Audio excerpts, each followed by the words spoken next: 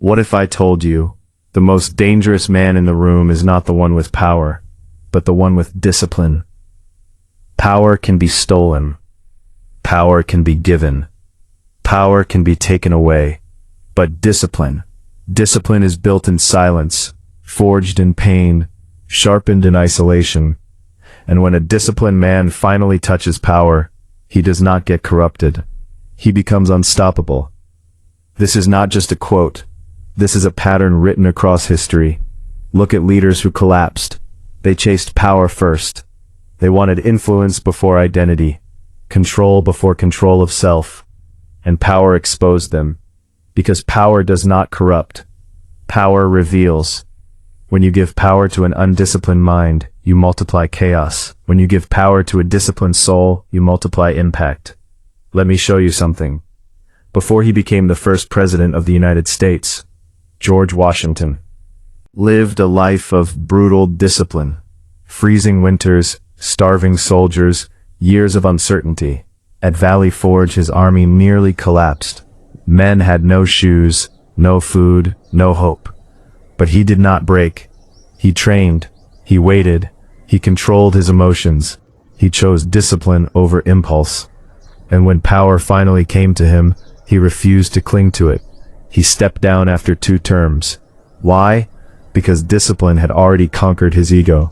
Now think about Abraham Lincoln, a man who lost elections, lost business, lost loved ones. Depression hunted him, failure stalked him, but he built himself in silence. He read, he studied, he controlled his anger, so when he held the highest office during the chaos of the American Civil War, power did not corrupt him, it refined him. He carried the weight of a divided nation, carried the weight of personal defeat. Discipline is private, power is public.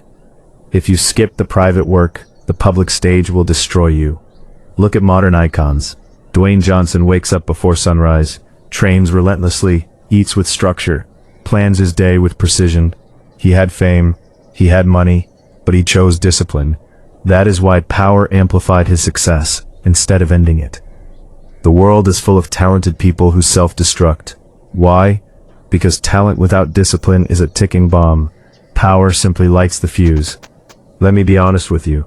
Most people do not fear power. They fear the responsibility that comes with it. They want the throne, but not the training. They want the spotlight, but not the solitude. Discipline is boring.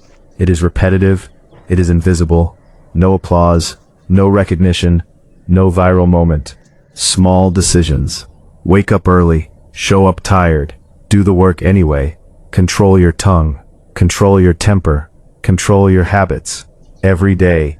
This is how you build a mind that cannot be corrupted.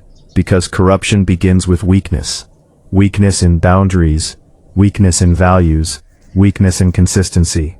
Power does not create those weaknesses. It exposes them. If you cannot control your spending without money, you will not control it with millions. If you cannot control your ego without followers, you will not control it with fame.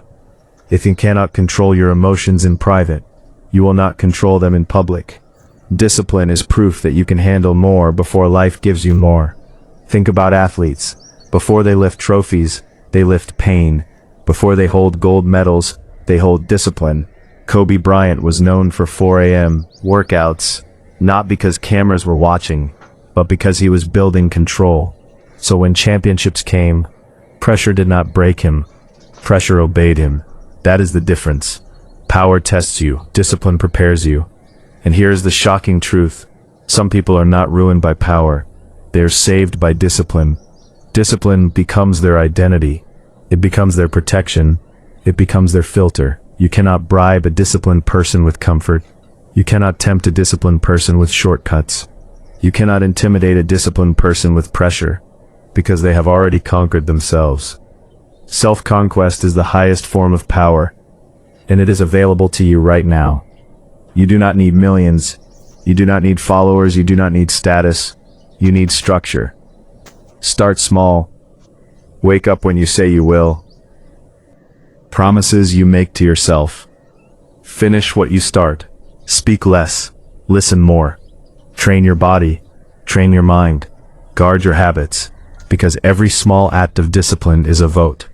a vote for the person you are becoming. One day, opportunity will knock, and when it does, it will not ask if you are talented. It will not ask if you are lucky. It will test your discipline. Can you handle stress? Can you handle criticism? Can you handle success? Success is more dangerous than failure. Failure humbles you. Success can inflate you. That is why discipline must come first.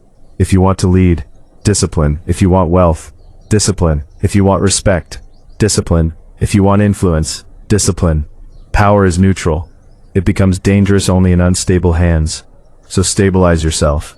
Build routines that do not depend on mood. Build habits that do not depend on motivation. Build standards that do not depend on approval.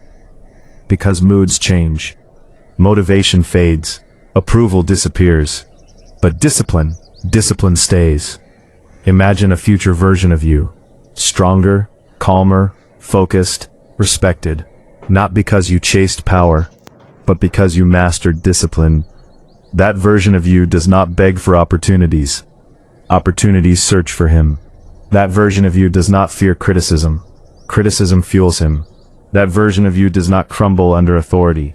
Authority trusts him. And here's the final truth.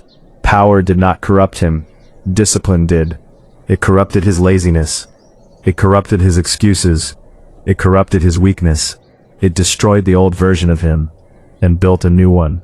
So ask yourself tonight, if power came into your life tomorrow, expose you or would it elevate you? The answer is hidden in your daily routine. Not your dreams, not your words, your routine. Because discipline is destiny in disguise. And when you choose it, you choose strength, you choose clarity, you choose control, you choose legacy. Power did not corrupt him.